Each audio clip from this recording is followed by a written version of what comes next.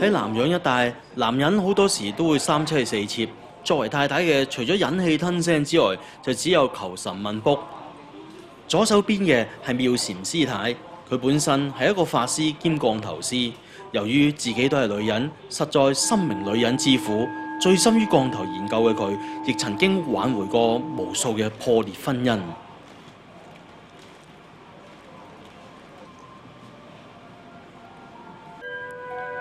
而家佢要落降頭，叫做愛情降。嚟揾佢幫手嘅女人，因為丈夫將佢拋棄，所以就走嚟揾法師。做呢種法事，最重要嘅就係一根紅繩。法師念念有詞，幫佢作法。除此之外，更加需要嘅就係事主同佢先生嘅衫、事主老公嘅頭髮，以及佢哋嘅合照相片。一齊做完之後，據稱就可以挽回一啲咁嘅失敗嘅婚姻。但係法師補充一句，呢啲愛情降並非萬事萬靈。首先，如果命裏注定你同你先生根本係冇緣，就算係用咩降頭，都唔可以將兩個夾硬拉埋一齊。其次就係假設兩個分開咗已經超過7年，就算神仙都難救。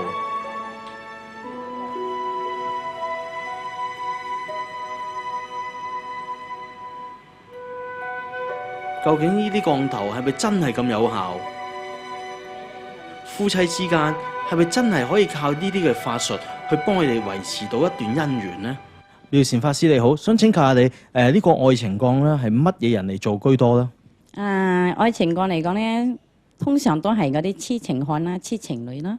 咁樣係對愛情嚟講亦都係好專一㗎啦。通常好似愛情降嚟講咧，有啲都有遇到啲單戀嘅啦。單戀對方冇反應啦。咁樣佢都會嚟到於是希望我哋能夠幫到佢咁樣啦。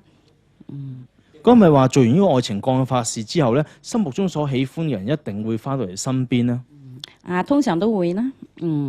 點解咧？因為法事咧就好奇妙啦，亦好幻嘅事嚟㗎啦。呢個法事嚟講咧，已經係盤古開地幾千年已經傳開落嚟嘅。法事，所謂法事都係能夠將好多嘢都扭轉其均啦。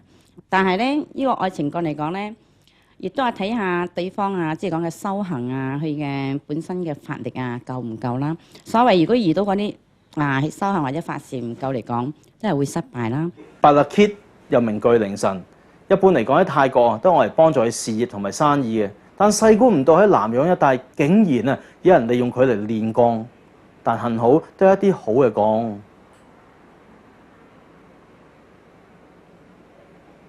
呢一支巨靈神之王造型十分之有氣勢，全身仲寫咗啲符咒喺上邊。據法師所講，係嚟自柬埔寨嘅。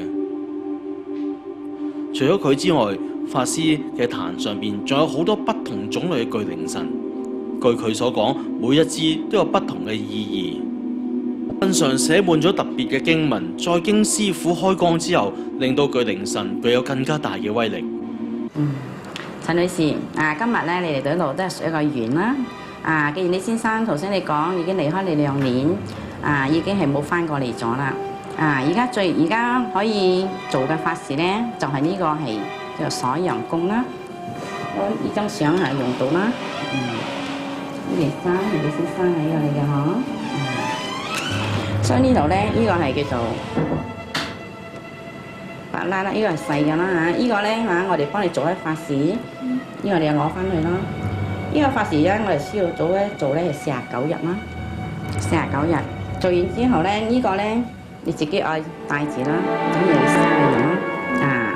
咁樣如果你愛解呢個陽嚟講喺邊度都解唔到噶啦，只有你一個人去解。就算你翻嚟揾我都係解唔到噶啦。咁樣喺出邊都好係同其他啲女人嚟講啦，佢都唔會得到一種高潮啦。即係講佢會好快，即係講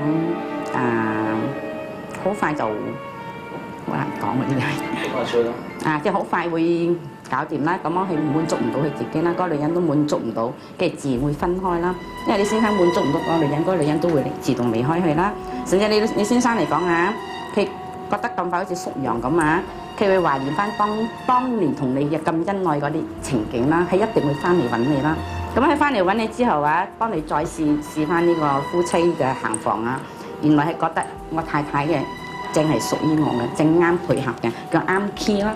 咁樣佢就會一心意對住你。就算佢再出去再試，亦都係你哋最好嘅啦，最啱 key 最 fit 嘅啦。呢度有3張符啦。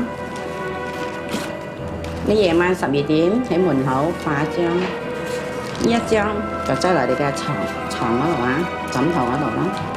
因為呢個已經寫開你同你先生嘅法事嘅名落去，你擠入個枕頭嗰度，咁樣咧即係講佢會翻你嘅房啦。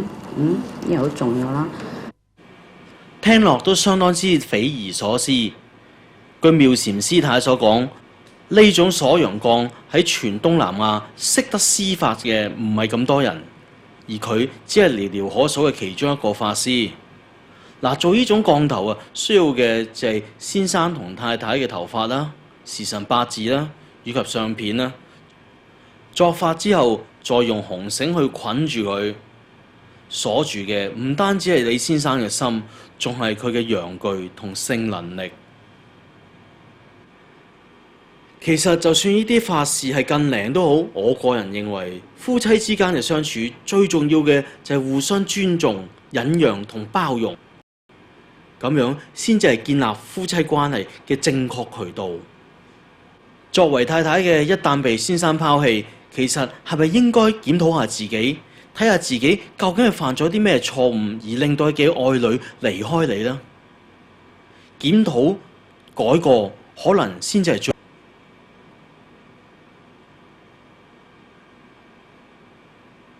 正所謂有緣千里能相聚，無緣對面不相逢。既然曾經有緣喺埋一齊嘅話，點解唔好好地去珍惜同埋去修補呢啲感情呢？總好過借助一啲力量。除咗愛情降之外，妙禪師太仲會一種叫五鬼運財降方法，係透過鬼仔嘅力量，令中降者福至心靈，帶嚟財運。佢用嘅係泰式嘅鬼仔，加上獨有嘅方法。究竟呢啲方法係咪真係咁有效？咁就真係要試過先知啦。